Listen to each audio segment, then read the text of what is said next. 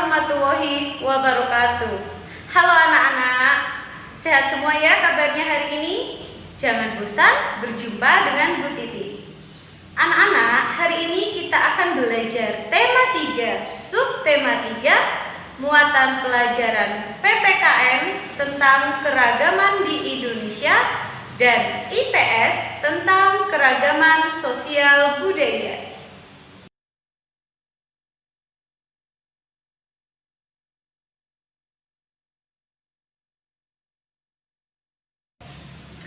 Tujuan pembelajaran hari ini untuk PPKN, siswa dapat memahami keragaman yang ada di Indonesia serta dapat memahami perbedaan bekerja seorang diri dan kelompok.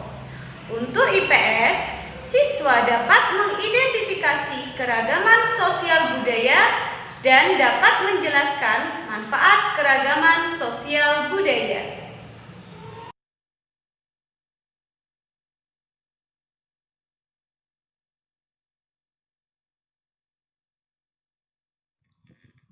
Indonesia merupakan negara yang kaya akan keragaman. Keragaman Indonesia meliputi keragaman suku, bangsa, agama, budaya, serta kegiatan ekonomi. Meskipun keragaman ini menimbulkan perbedaan, namun masyarakat sebaiknya tetap bersatu sesuai semboyan Bhinneka Tunggal Ika yang mencerminkan keragaman namun tetap satu jua.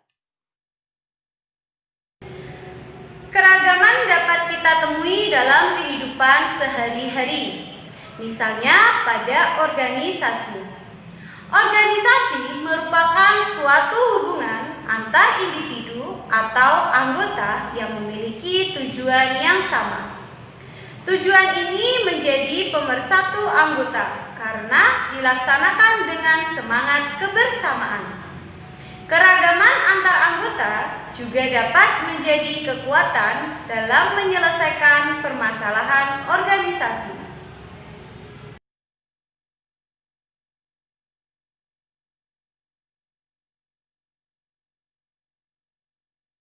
Dalam sebuah organisasi, pasti ada suatu pekerjaan yang harus diselesaikan seorang diri maupun berkelompok. Nah, saat bekerja kelompok di sekolah ataupun organisasi, seringkali kita dihadapkan dengan adanya keragaman, yaitu ketika anggota kelompok terdiri dari beragam suku dan budaya. Perbedaan yang muncul dari keragaman memiliki banyak manfaat. Misalnya, setiap anggota kelompok dapat saling bertukar pendapat mengenai berbagai hal yang akan dibahas. Kita juga belajar bertoleransi, menghargai pendapat dari anggota kelompok lain. Jika terjadi masalah, diharapkan kita mampu menyelesaikan masalah dengan kebersamaan.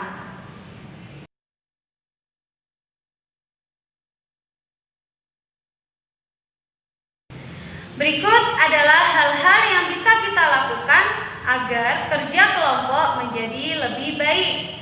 Yang pertama, memahami dan menyamakan tujuan yang akan dicapai. Yang kedua, memberi kepercayaan satu sama lain agar tercipta suasana yang nyaman.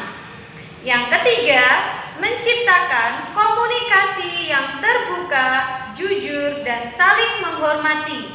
Yang keempat, mendengarkan pendapat anggota kelompok lain dan berusaha memahaminya. Yang kelima, mendukung kreativitas dan perbedaan sudut pandang anggota kelompok. Dan yang keenam, membuat keputusan yang berkualitas dan bertanggung jawab untuk melaksanakannya. Adapun kelebihan dan kekurangan bekerja seorang diri. Nah, kelebihan bekerja seorang diri yang pertama, menjadi lebih mandiri. Yang kedua, dapat menentukan sendiri kegiatan dan waktu pengerjaan. Yang ketiga, mudah mengambil keputusan karena hanya pendapat sendiri. Yang keempat, lebih fokus mengerjakan karena tidak terganggu orang lain. Dan yang kelima, bekerja lebih keras karena bertanggung jawab sendiri atas sebuah pekerjaan.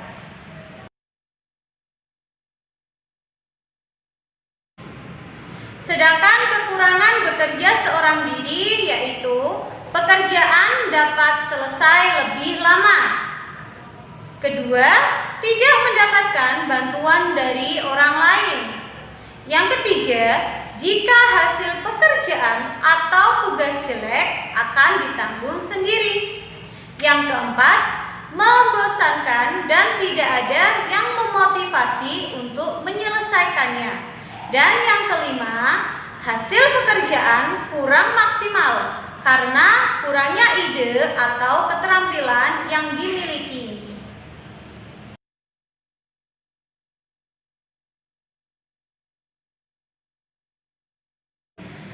Selanjutnya adalah kelebihan dan kekurangan bekerja kelompok. Kelebihan bekerja kelompok yang pertama, hasil pekerjaan lebih maksimal karena dipikirkan oleh banyak orang. Yang kedua, memanfaatkan keahlian atau keterampilan yang dimiliki anggota kelompok. Yang ketiga, pekerjaan lebih ringan karena dikerjakan oleh beberapa orang. Yang keempat, berani mengambil resiko yang lebih besar karena ditanggung bersama.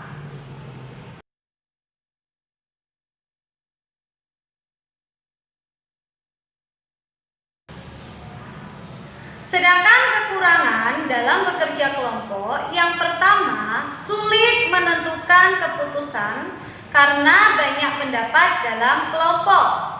Yang kedua, saling melempar tanggung jawab jika anggota kelompok kurang bertanggung jawab.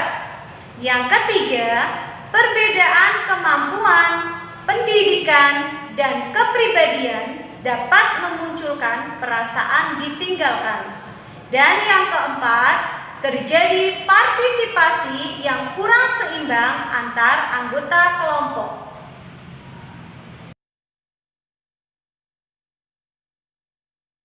Jadi kesimpulan pembelajaran PPKN kita hari ini adalah bekerja secara berkelompok akan lebih baik daripada bekerja seorang diri. Terkadang keragaman dapat menyebabkan perselisihan antar anggota. Namun, jika kita dapat menerima keragaman ini, maka keragaman semakin memperkuat dan memperkaya bangsa. Bekerja sama dalam keragaman mengajarkan kita untuk bertoleransi.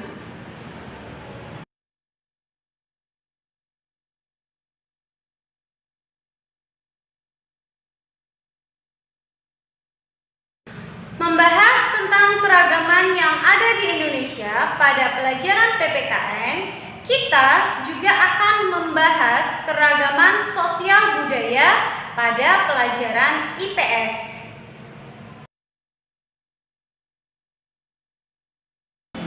Indonesia memiliki cita-cita memakmurkan dan mensejahterakan penduduknya. Cita-cita tersebut diraih melalui pembangunan nasional. Pembangunan merupakan segala upaya yang dilakukan secara terencana dalam melakukan perubahan dengan tujuan memperbaiki dan meningkatkan taraf hidup masyarakat, kesejahteraan, dan kualitas manusia. Modal pembangunan nasional itu salah satunya adalah keragaman sosial budaya. Baik, kita akan belajar salah satu modal pembangunan ini ya, yaitu keragaman sosial budaya.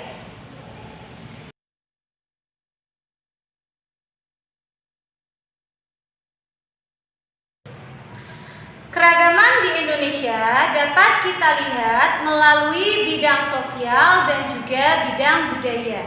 Mari kita akan pelajari satu demi satu ya. Contoh keragaman sosial yang ada di sekitar kita, yang pertama adalah berbagai jenis pekerjaan atau mata pencaharian. Ada banyak jenis pekerjaan yang ada di sekitar kalian. Ada yang bekerja sebagai seorang guru, polisi, dokter, dan lainnya. Yang kedua adalah keragaman suku bangsa. Di setiap daerah dengan daerah lain memiliki suku bangsa yang berbeda. Misalnya ada suku Jawa, ada suku Toraja, ada suku Batak, ada suku Dayak, dan masih banyak lainnya. Yang ketiga adalah keragaman agama atau religi. Di Indonesia ada 6 agama yang diakui, yaitu agama Islam, Hindu, Buddha, Katolik, Kristen, dan Konghucu.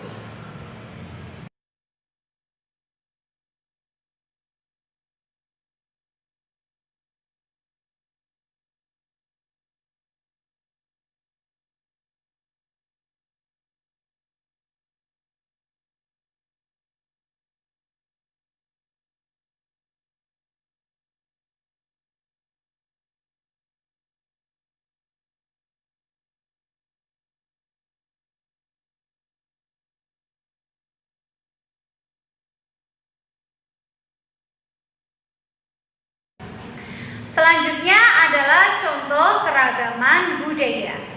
Kita coba ingat ya, budaya adalah segala sesuatu yang diciptakan oleh akal, pikiran, dan rasa manusia. Budaya yang ada di Indonesia beragam jenisnya. Seperti yang pertama adalah bahasa daerah.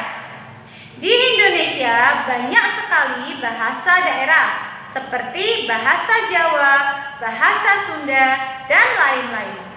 Yang kedua ada upacara adat. Contohnya seperti upacara Rambu Solo, atau di Yogyakarta ada upacara adat Sekaten. Tujuannya untuk mempererat kerukunan warga masyarakat. Yang ketiga ada rumah adat. Ada banyak sekali rumah adat di Indonesia.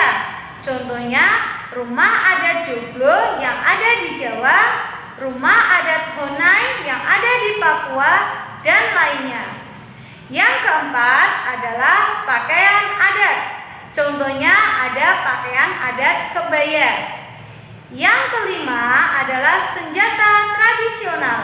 Contohnya ada golok dari Jakarta, keris dari Jawa, atau celurit dari Madura. Yang keenam ada makanan khas.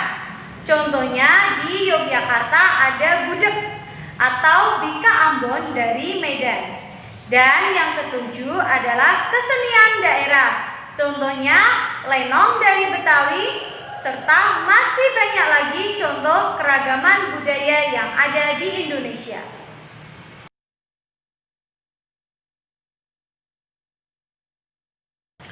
Manfaat keragaman sosial budaya di Indonesia.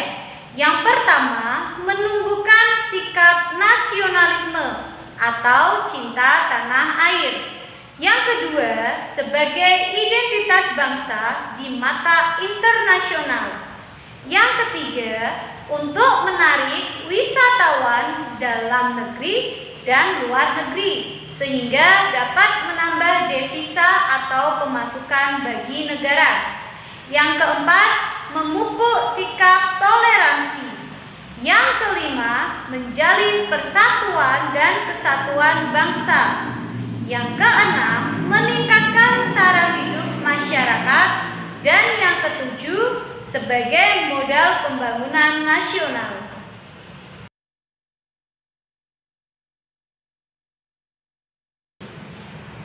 Adapun cara menghormati keanekaragaman budaya. Pertama, menghormati kelompok lain yang menjalankan kebiasaan dan adat istiadatnya. Yang kedua, tidak menghina hasil kebudayaan suku bangsa lain. Yang ketiga, belajar seni tari, seni musik, dan seni pertunjukan.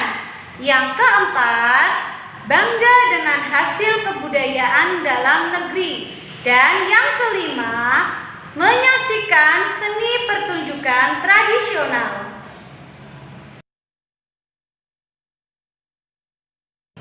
Jadi kesimpulan pembelajaran IPS hari ini yaitu kita sudah mempelajari bahwa keragaman sosial budaya merupakan modal pembangunan nasional. Contoh-contoh keragaman, baik keragaman sosial maupun keragaman budaya, serta manfaat dan cara menghormati keragaman yang ada di Indonesia. Nah anak-anak, itulah yang dapat Bu Titi sampaikan pada pembelajaran hari ini. Tidak lupa Bu Titi selalu mengingatkan kalian untuk tetap semangat dalam belajar, dalam beribadah dan murojaah. Jangan lupa jaga kesehatan dan tetap patuhi protokol kesehatan yang ada. Terima kasih anak-anak. Wassalamualaikum warahmatullahi wabarakatuh.